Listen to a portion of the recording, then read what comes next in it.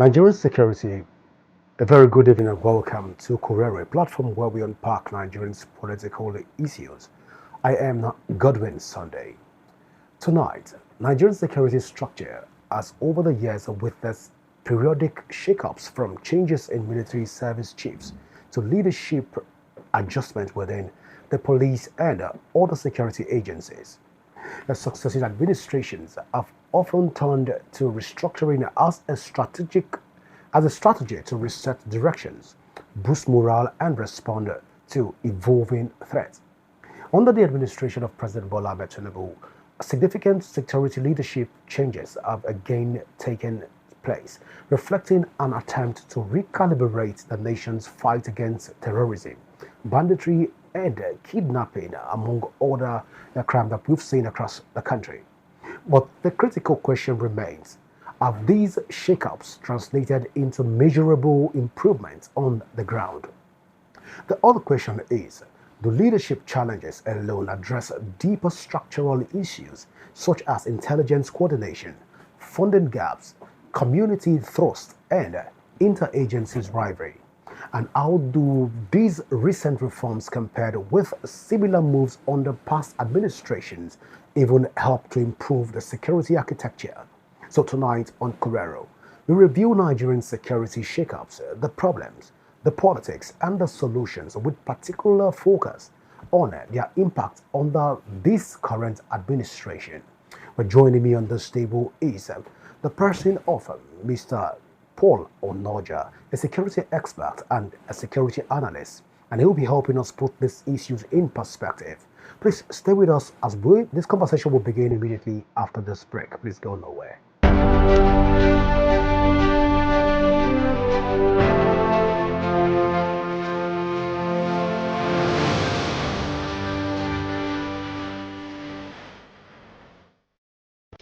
Correro, your front row seat to the most pressing issues from the corridors of power to the heart of our communities. We bring you unfiltered insight, fearless journalism, and the conversations that matter. And I invite you to this big conversation table as we analyze the top stories, ask the tough questions, and hold power to account. News that informs, analysis that empowers, debate that drives change.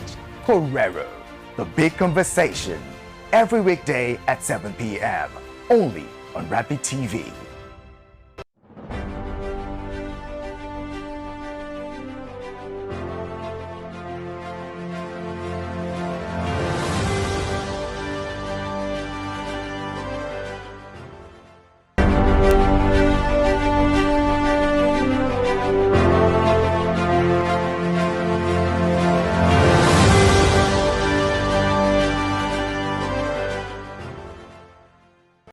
Correro, your front row seat to the most pressing issues from the corridors of power to the heart of our communities. We bring you unfiltered insight, fearless journalism, and the conversations that matter. And I invite you to this big conversation table as we analyze the top stories, ask the tough questions, and hold power to account. News that informs, analysis that empowers, debate that drives change. Correro, the big conversation, every weekday at 7 p.m. only on Rapid TV.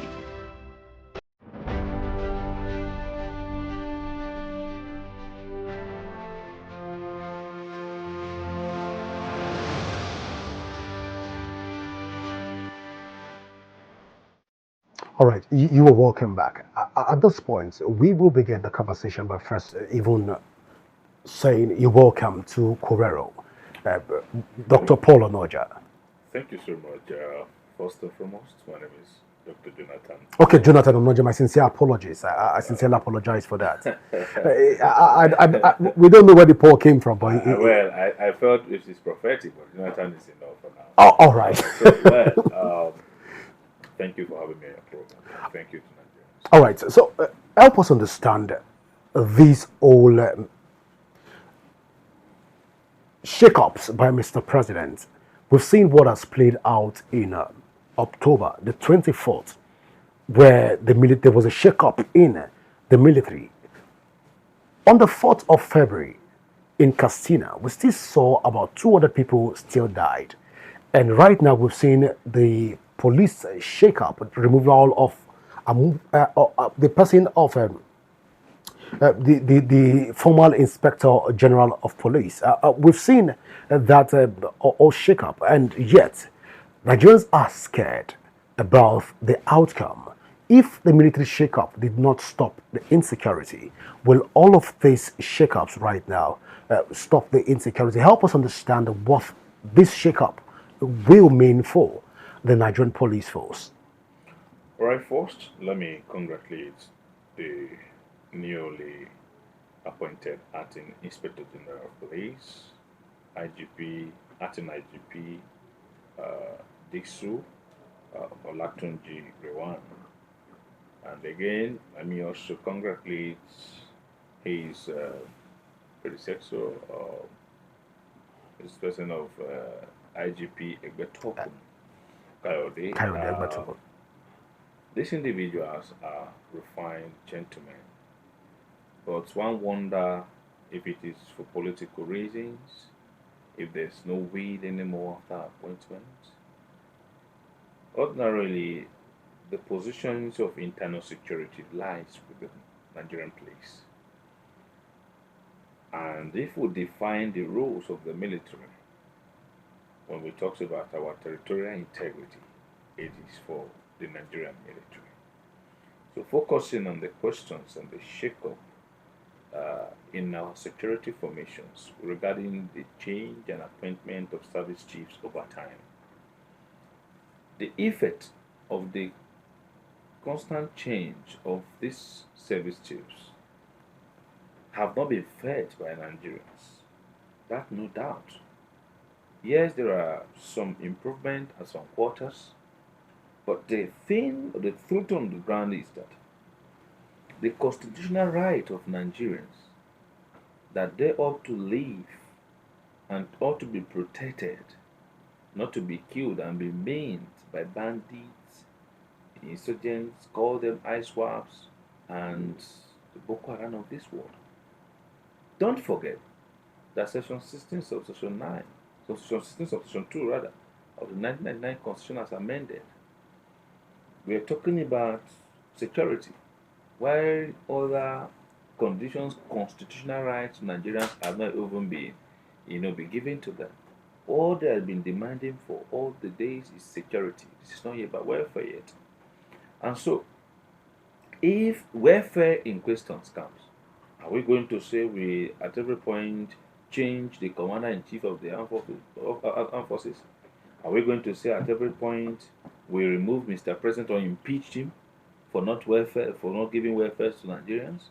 So the thing is, why change is constant and it is targeted towards giving Nigerians the best to assuring security. The changes that we have witnessed over the years have not given Nigerians security. And so, what is it? It is about the institutional reforms that the Nigerian police must go through. It's about the political will, like Mr. President came on board to say, we are going for state police, and that is the way. He has held it that long that is what is going to give him security across the region. If today we have a president that come on board and say anything called corruptions in political offices and appointment in our security agencies is no, no, no. Just like the acting Inspector General of Police now has come on board and he said the days of impunity is gone. Just like he said it, we also hope that he was going to demonstrate it, because impunity in the sense that from the top down there, impunity has covered it. One commander is always remitting to one DCP or others that is alleged. Even the current DCP of Nigerian police is facing issues of allegations of drugs and all of that currently. And so, if we have Mr. President come on board and tells Nigerians that there will be no corruption under his watch, just like Mr. President, the current president of Nigeria, His Excellency President Bola Ahmed Tinubu, Commander-in-Chief of the Armed Forces, came and said, look, subsidy is gone. If we have such political will that he can also say issues of corruption is gone and insecurity is gone, then we are going to believe in government. And when he just said it, not just saying it, after saying it, he withdrew what they call subsidy. And if after saying that insecurity is guaranteed and assured, Nigeria should begin to move freely from one state to another. Corpers will not be killed. Those in service will not be killed. The people that have been going all through the killings in Agatu, Otukpo, Ogbadibo, across the Benue Axis, in Okum, and all these areas, even in Naka, they shouldn't have been killed. If we have this assurance from Mr. President, an effort is definitely put in it. The over 270 persons that are killed in Zamfara, 19 in Katsina, all those that have suffered all this insecurity in Niger State, in Kano, and also in Edo State, we won't have seen all of that, even down in the Federal Capital Territory. So the thing is, we must not just look at pronouncing the words, we must look at the implications of these words. So we should have leaders who comes on board and tells Nigerians that this is their focal point, this is their focus. And the first priority for any government is security. Unfortunately, we've not been able to have it. And one of the things that has affected the progress in the fight against insecurity is the issues of what? Corruption. Systemic and political corruption. Police extortion across city centers is enormous. We will come to that point. But then, you've mentioned Benue State, which has been in the news since June last year, especially with the incident around the Yelwata issue. That was somewhere around June. After that incident, we saw what played out. Service chiefs even went to Benue State to even try to even encourage them. And also, one of the words that was said is there will not be a reoccurrence.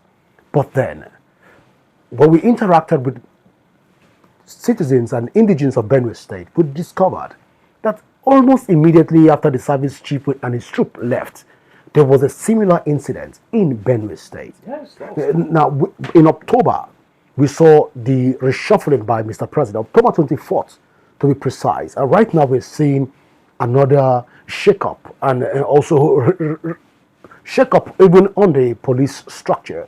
I'm curious at this point, can we trust this shakeup to be able to guarantee the lives and properties of Nigerians? I don't want to preempt the outcome of the current acting Inspector General of Police. What I'm asking, because for most inspectors, even when General Musa Christopher took over, the first 3 weeks was we're going to take down these forces down. The same thing with other when Kayode Egbetukun took over. The first 3 weeks was all actions.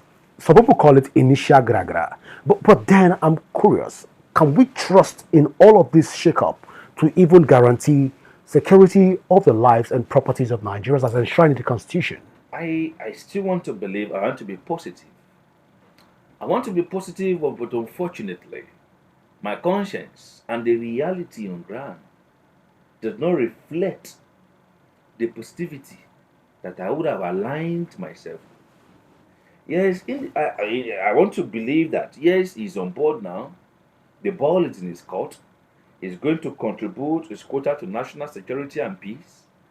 He is going to ensure that, as he said, the days of impunities are gone in the force.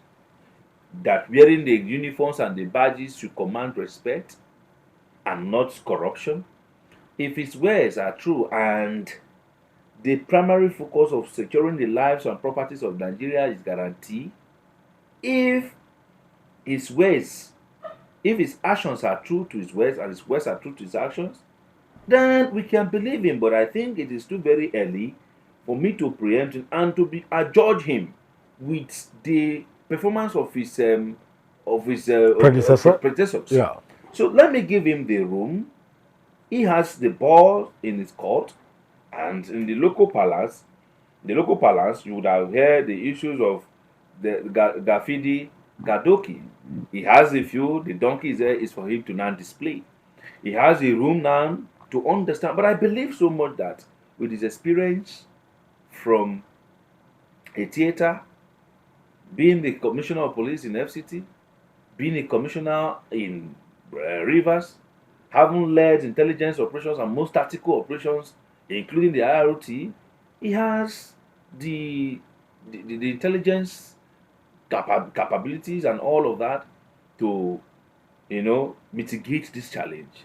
But the question is the will. The thing is, but the whole thing is the will. Does he have the will to do the right thing? Is this appointment targeted towards ensuring the safety of Nigerians or securing the interests of 2027? This is another perspectives and dimension that we must look at holistically. And so, you mentioned the case of Benue. Coming back to most of the questions, I just have to say this, by the way, but I hope, No, it's I okay. hope it It's okay. reflects Yeah. the thought of our listeners.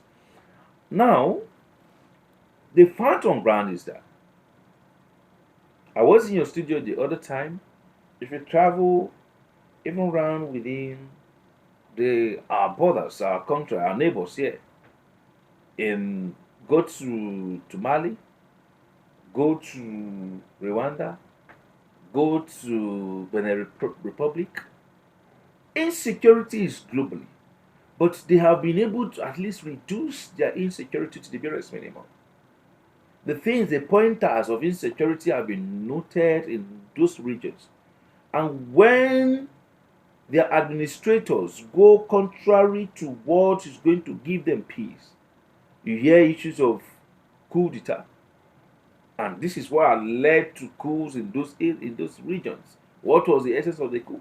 The fact that the government has, taken side with issues of insecurity, impoverishing the nations, pushing the people into criminality. And I say, no, this is not what our agenda is all about.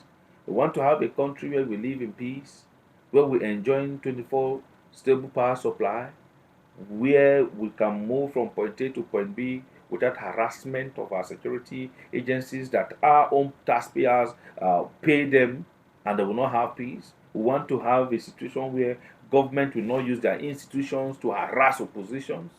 This is just a clear situation on ground. So, talking about the issues of Benue, before the water killings, there have been killings over and over in Benue State. There was an Otukpo bank robbery that lasted for hours. And none of these individuals were arrested. None of them have been prosecuted to the public knowledge. None of them have been paraded, even though it's against the practice that the parade of suspects expose more to even their sponsors. And so, we have not seen that. They have never seen that done. Shortly after the Otukpo incident, that we were hot. The Benue State entirely was hot. There was no visit by the governor.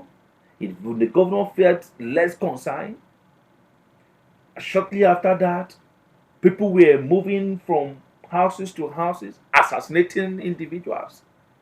I give you an instance of a young man called Barrister Mark Ofiku, who was assassinated right at the front gate of his house. We are talking about Otukpo, from Otukpo to Akpa Otobi, down within the city of Otukpo local government. People moved from houses to houses, brought both old and young down, killed them, maimed children. Nothing, no interception, no intervention. No individuals have been arrested. Agatu in Apa is almost on a daily basis. Let me be a bit positive, but as I speak with you, somebody may have been killed, because just yesterday, 3 were killed. Just yesterday, 25th February 2026, 3 were killed. We moved from the same houses in Okpoku, from the Okpoku Axis down to Otukpa, and between the Enugu Expressway. You are aware of the medical students that were kidnapped in that on those roads, on that road. No intervention from government. It is the special grace of God and the wisdom of vigilantes and other JTF to have come to rescue this medical student. So the Benue Valley has become a free tourist zone for bandits and terrorists. And the governor seems to do nothing about it. We talked about the governors don't have power to do anything about insecurity in the state. The governor that take billions of naira on monthly basis for security votes. The same governor that are going to still mobilize the security agencies in the state for their 2026-2027 primaries and general election. These same governors do not have the power. I move down from there and you come down to even the Federal Capital Territory. The Federal Capital Territory, the seat of power, where a journalist like you could not be protected. Her constitutional right was denied by the government. She was not protected. She was not provided any security. And hoodlums, criminals, terrorists invaded her privacy. And that led to her death.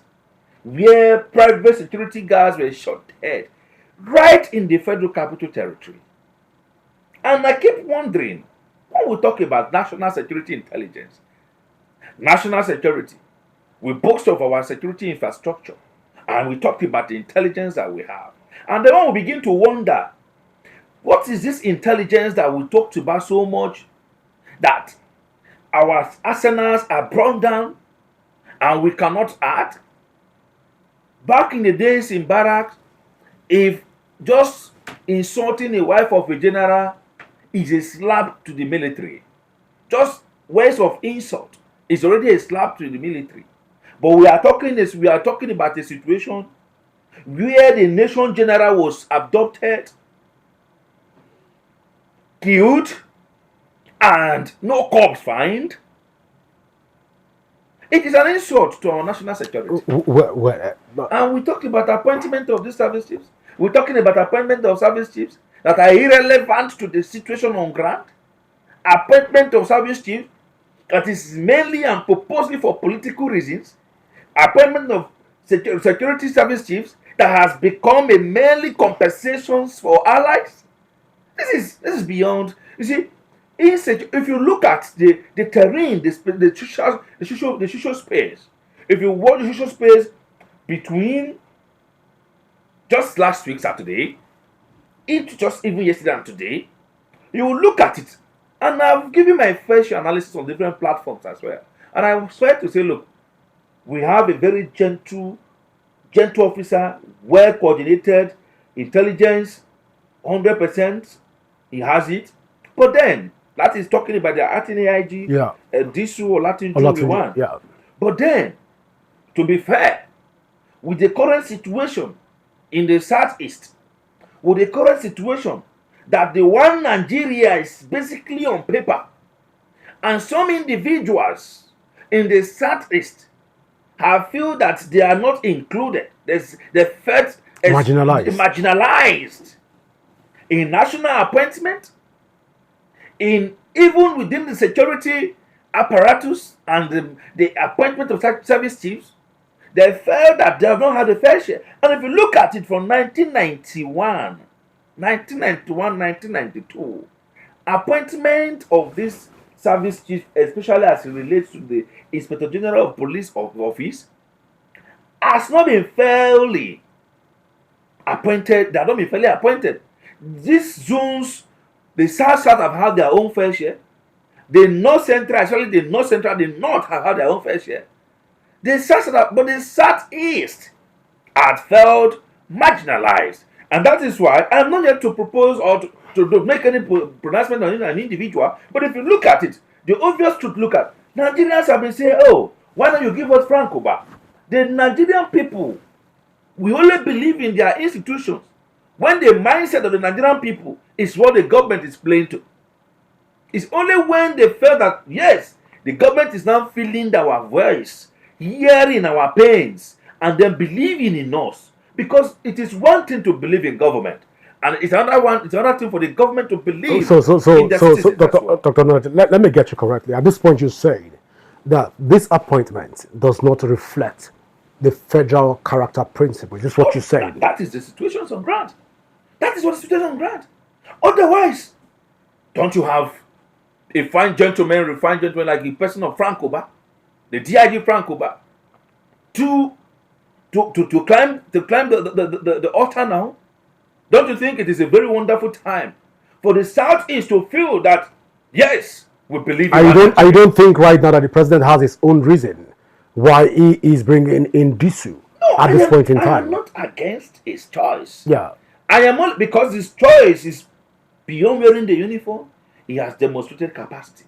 But I'm saying that the appointment of these service chiefs could also trigger some sense of insecurity. For the purpose of security is why you are appointing the issue of the service chief. But if your purpose for this security is now weighing in some sentiment and is going to bring insecurity, don't you think you should have considered that option too? The sit-at-home order in the Southeast, the issues of the Unam Kano over the years, with the appointment of such a gentleman, fine gentleman, Frank Oba, it would have reflected the president's decision to unite the country beyond press release and press conferences, that this is true to his words, assuring Nigerians that this is truly about one Nigeria, a Southwest man appointing a Southeast man, knowing fully well that the 2027 election is over the corner. This is the truth, that this is going to reflect your openness to government, reflect your true intentions to Nigeria. So the thing is that I am not against any choice, neither am I here to speak for any individual. But if you look at it, and if you carry out a survey, a mindset survey about what Nigerians have wishes, both those from the north, both from the south, the southeast, southwest, they have all over the weeks now agitated for it would have been better, Mr. President, consider, this fellow, even though the appointment of Tunji was widespread accepted and approved by Nigerians, it would have also been very fair to consider this individual. So I submit here by saying that the unity of Nigeria will not just come by only press release. The unity of Nigeria should have inclusiveness. It should come with the open government of Nigeria, believing that the people are one, and believing that the people that fought for the sovereignty of this country is not just one tribe. So let us take away nepotism, tribalism, and bring in the true sense of Nigeria. The Nigerianness in us will reflect where we begin to say the thing and stand by it. The Nigerianness in us will come by the way we appoint people, and regardless of where they come from, give them what belongs to them, or what is due to them, not just what belongs to them, what is due to them. The South is over the time I've been agitating for the presidency. Unfortunately, that has not come. But if there's an appointment of such an individual into an office like that, you and I know very well that Mr. President would have earned power above body and chairs from the Nigerian people, even from the international community, showcasing his willingness in election transparency, in transparency in government. That appointment does not have nothing to do with your tribe. It is by competency, and when it is time for you, have it. That is why in the force, it is a common say that wait for your time. So, if people who believe that waiting for their time is cut short by certain, sentiment and resentment, they could over time. That also breeds insecurity. But then, Dr. Onoja, the question that keeps begging for answer is, will Disu be able to ensure and guarantee security in the country? And will he be able to combat this old rhetorics around insecurity in the country, or is he a square peg in a square hole, or a mismatch for his position based on your security, using the security lens at the moment? I am confident in his capacity as the acting Inspector General of Police to demonstrate that capacity, more so that he's in acting capacity, not yet confirmed as the IGP. And but you know that once being sent to the Senate, a lot of people have tagged the Senate to be in alliance with the president. We've not seen the Senate disagree with the president at any time for the last 2.5 years. Please go ahead. I'm 100% aware that the current Senate, 10th Senate we have, many Nigerians have used different words to describe them, and I'm not going to use that word tonight. And I have my reasons for that. The current 10th Senate cannot even disagree with Mr. President. And we pray that we don't have a president that is of the other side one day, that we send a bill to the Senate and it will be passed as sent. Now, let me say this. I believe in the capacity of Tunji Rewan to deliver Nigeria. But again, the Nigerian people have over time seen the walls from the Nigerian police. So it will take him time to rebrand and launder the image of the Nigerian police force. The trust deficit must be something he has to work with. He has to work on the issues of corruption amongst the ranks and file. He wants to work with the saboteurs within the force. That in every of these, there's one officer in every division, one officer that could be true to his words. And in every division, there could be one officer that is a saboteur. So we must find those that are threats amongst us within the force and send them home.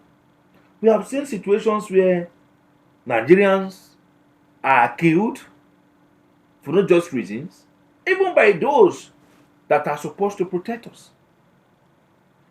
Now, the constitutional rights of Nigerians have been violated over time, and no Nigerians have taken the government to court. The police that are supposed to protect us, over time, the Nigerian people have become their own victims of their own doing.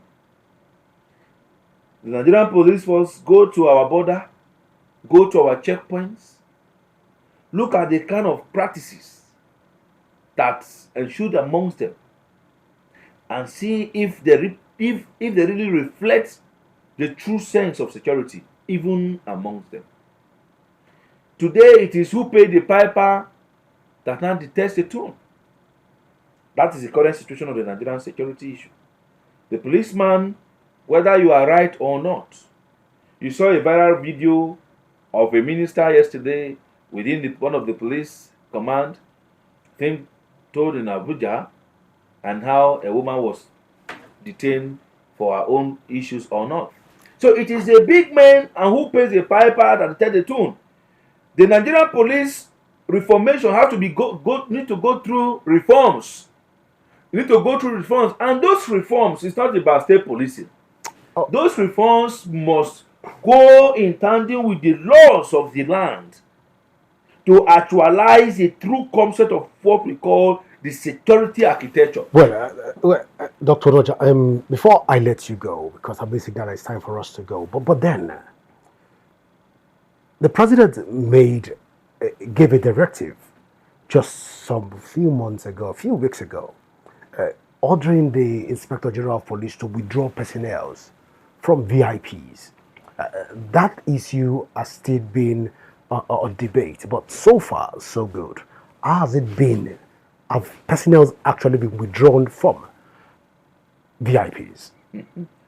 Mr. Sunday, it's a very troubling question you have asked.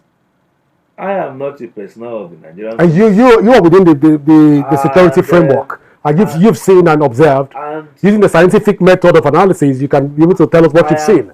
In as much that I am in the security field, no police personnel is attached to me. And so I wouldn't know if police are still attached to those individuals, those acclaimed big men, quote and unquote, senators, House of Rep members, even Mr. President as well, and all of them. But all I know very well is that sometimes if you drive to Asokoro and Maitama, you see empty houses that police are positioned to man. And most times if you go to airport, which is very easy for you to access, you come, we have your correspondent across the nation, you could send any of them there, and you see that up to this very moment, police are still opening doors for their masters and mistresses coming down, and they're not just opening them, they still carry their bags. I am reflecting this to the order of the former Inspector General of Police that says that no police officer is to carry the bags of their masters or whoever they are expected to protect. But we still see police carrying their bags. This is an order that was said years ago. But we still see them carrying bags of their bosses when they open cars for them. So I have just technically answered you that we see police personnel. No, I get the message. I get the message. Finally, yeah. Let me say this. Yeah, please go ahead. With the last administration of His Excellency late President Muhammadu Buhari, he said we should shoot on sight. S-men carrying AK-47. What is the statistics of the S-men that were carrying AK-47 that were shot on sight? Have we not seen S-men carrying AK-47? So beyond the words, there should be action. So let's carry our plans into action. Thank you. Well, Dr. Jonathan Onoja, what you've said and what you've not said, we are able to understand what you said. You know, a wise man will say that you don't use all your mouth to explain everything. Thank you. But on this note, I want to say thank you so much for finding out time to be with us here on Covero. Even though we've never scratched the surface of this conversation, because there's still a lot of issues that are begging for answer, issues around trust and public confidence, even for this administration. As time permits, I will be here. So most definitely, we'll definitely bring you back to help us look at all of this issue and help us make sense with them. Well, viewer, this is how far we can go tonight on Covero. Do not forget that you can join the conversation and leave your comment on our various social media handle on what you think about the Nigerian security architecture so far, looking at it from the angle of politics, the angle of a national framework, and also the angle of call to duty. And of course, let us know what you think about all of what has been said tonight here on the show. You can leave your comment, and I can guarantee you that the president and all concerned individuals will follow through to also be able to ensure that we have a better Nigerian that our children will be proud of. Leave this comment on our social media right now on showing on the screen. My name is Godwin Sunday. Always remember that peace and unity are the pathways to progress. Do enjoy the rest of your night rest. Bye for now.